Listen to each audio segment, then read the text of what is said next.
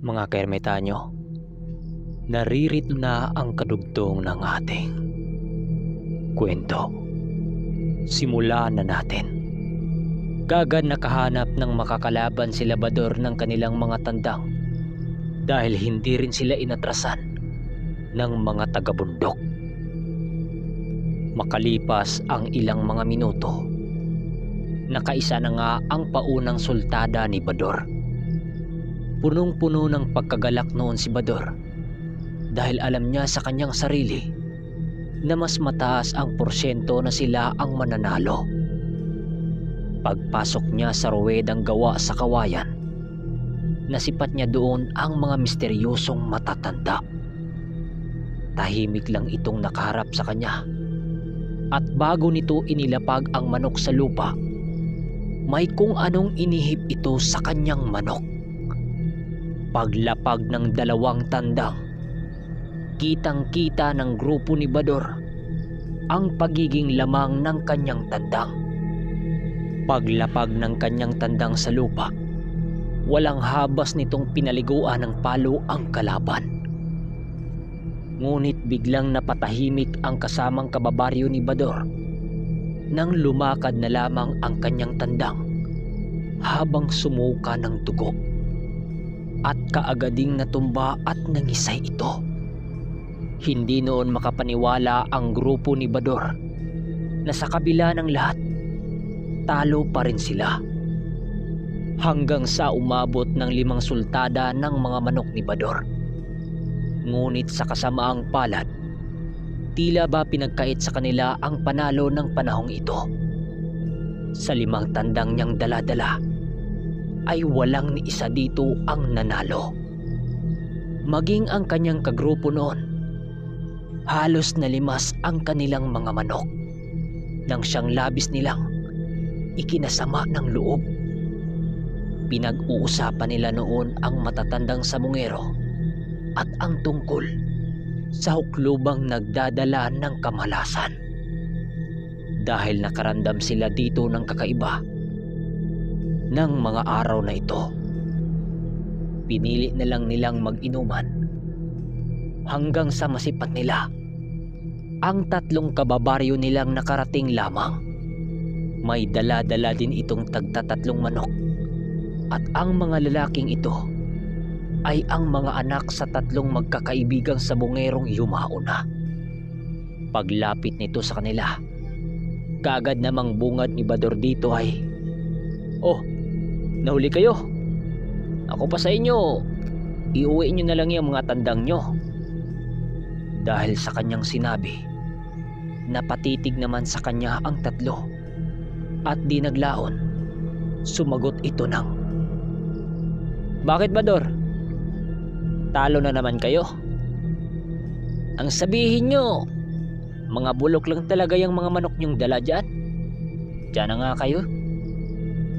Wika ng mga ito, sabay tungo sa looban ng sabungan. "Nagbago na talaga itong si Silsodor. Kung mga pagsalita, parang hindi natin kakilalay."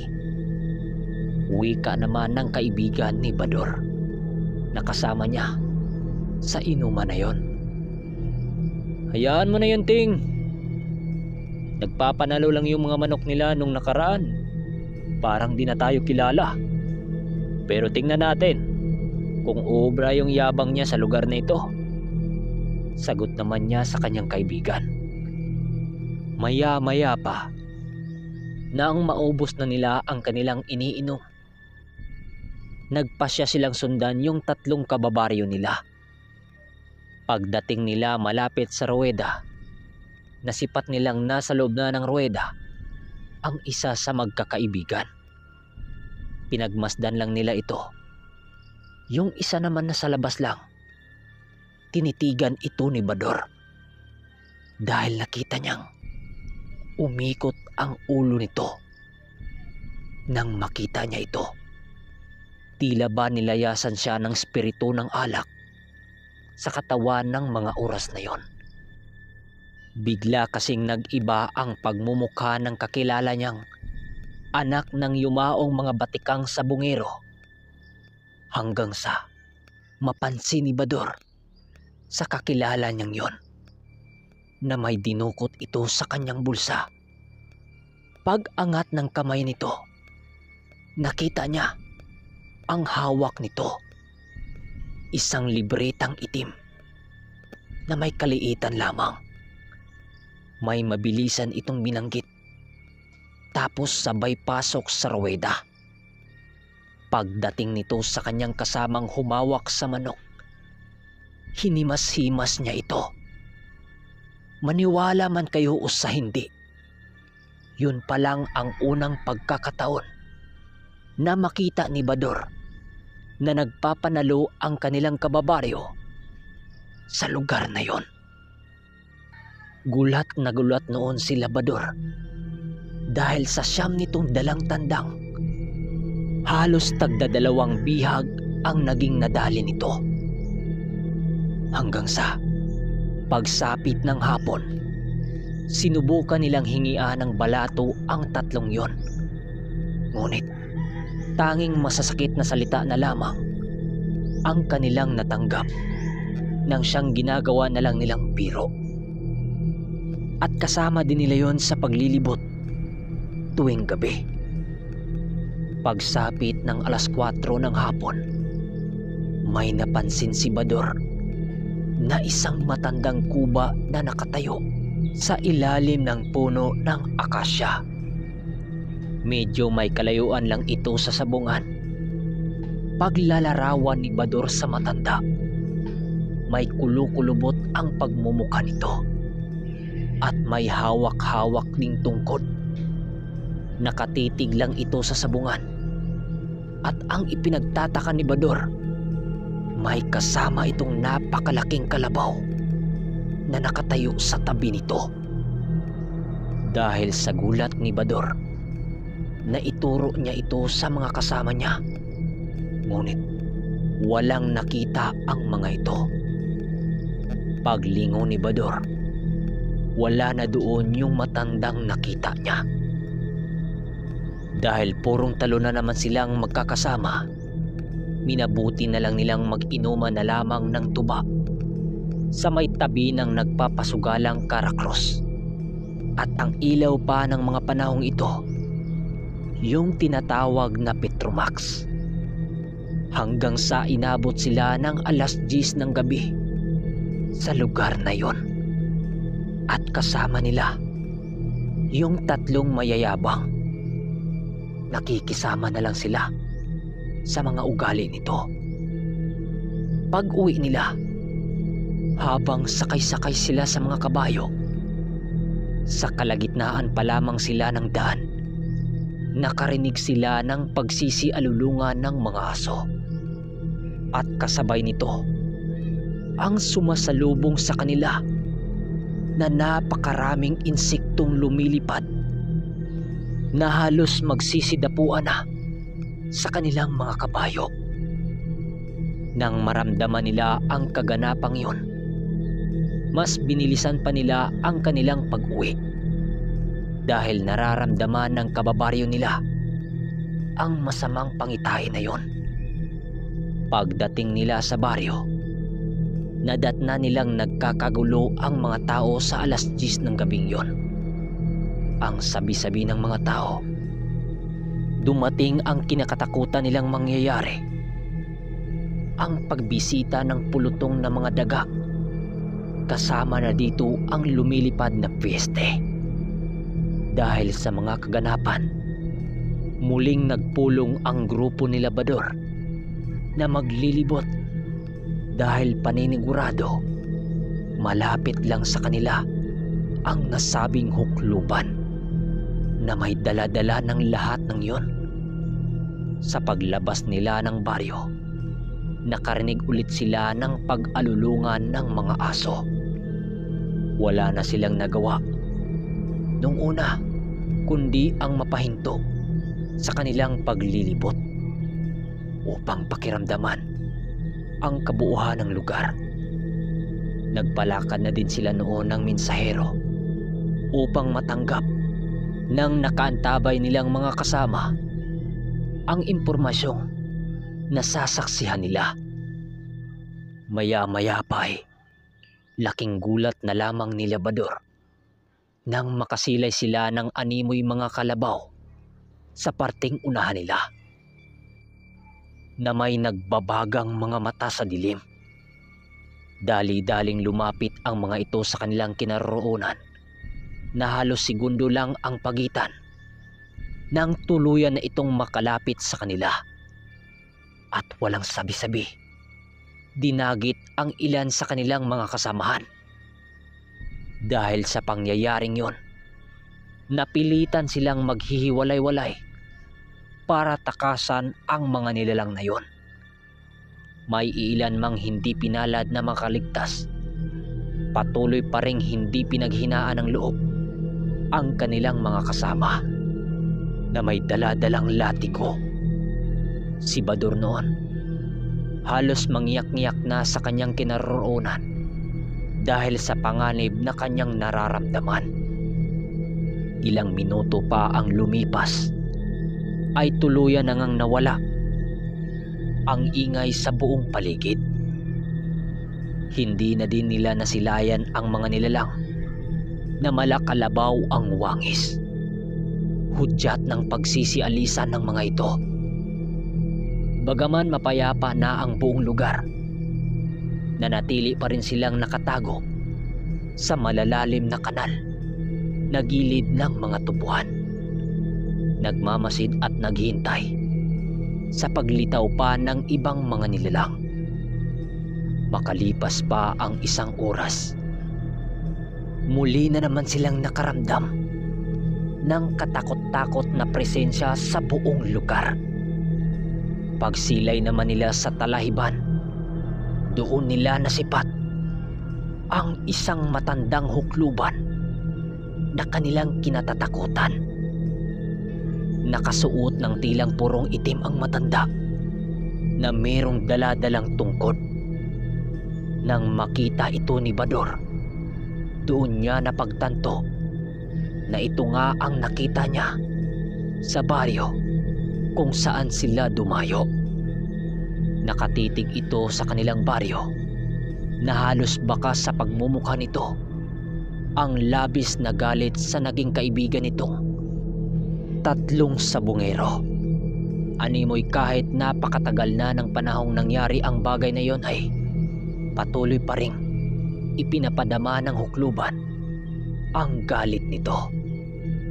Sa pagsilay pa dito ng ilan niyang kasama, dahan-dahan ang tumambad sa kanila ang pangkat nitong nakatago sa dilim na may malakalabaw na pag-aanyo.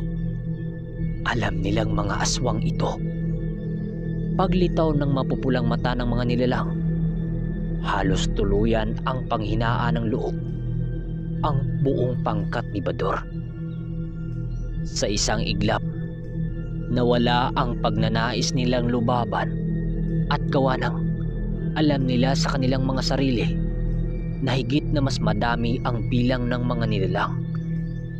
Kahit isa nga lang ang makalaban nila sa mga ito, aminado sila na labis na silang mahihirapan.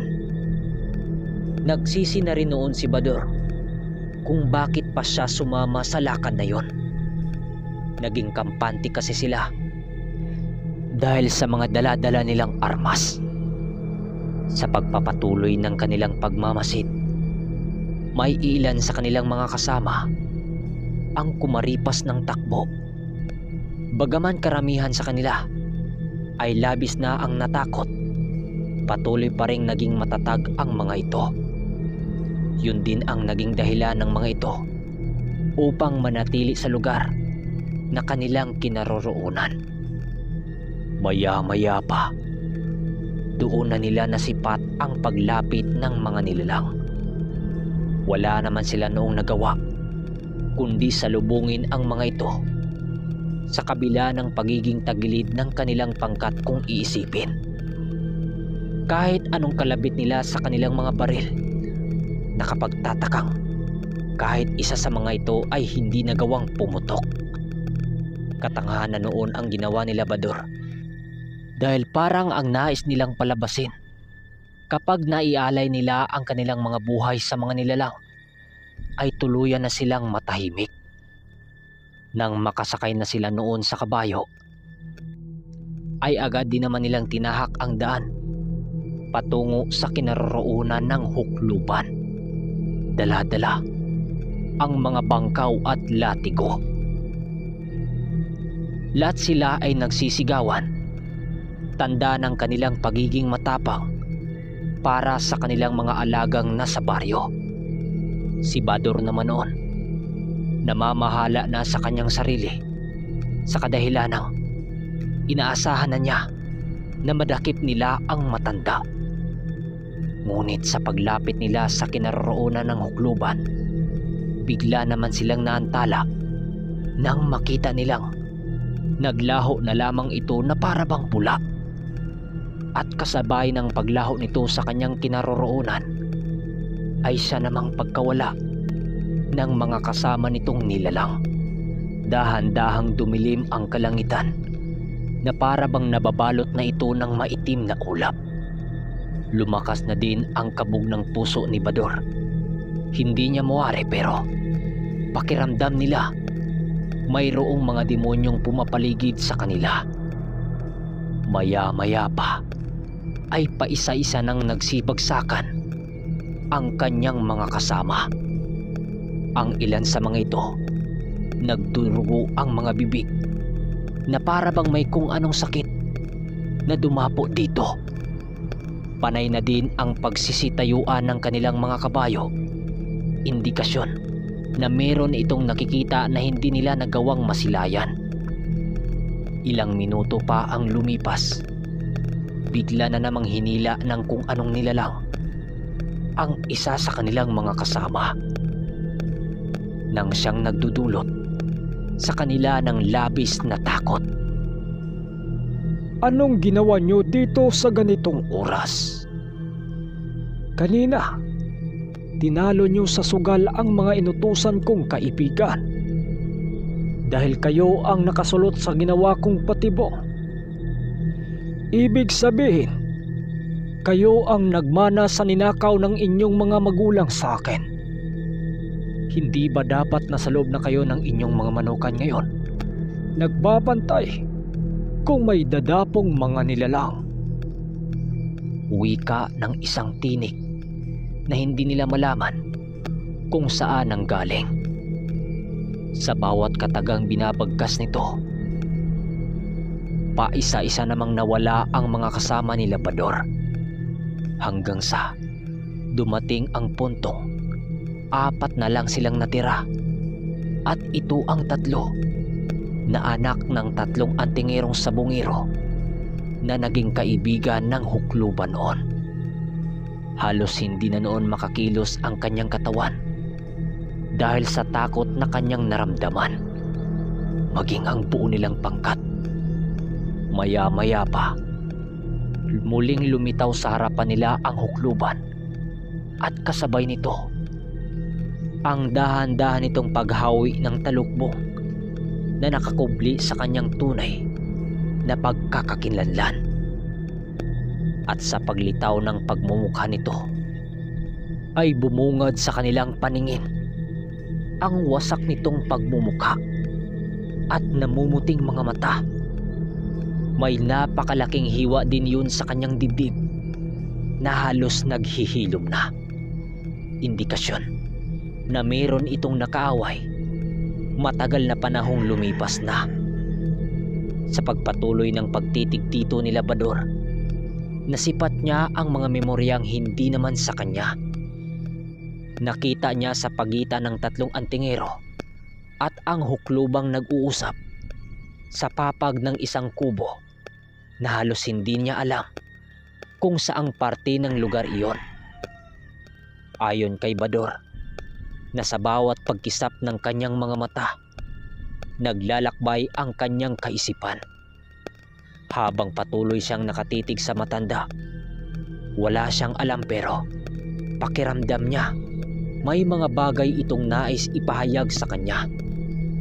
Maya-maya pa, sa hindi inaasahang pagkakataon, nasipat niya ang 3 antingero sa kanyang wisyo na pinagtulungan ang hukluban.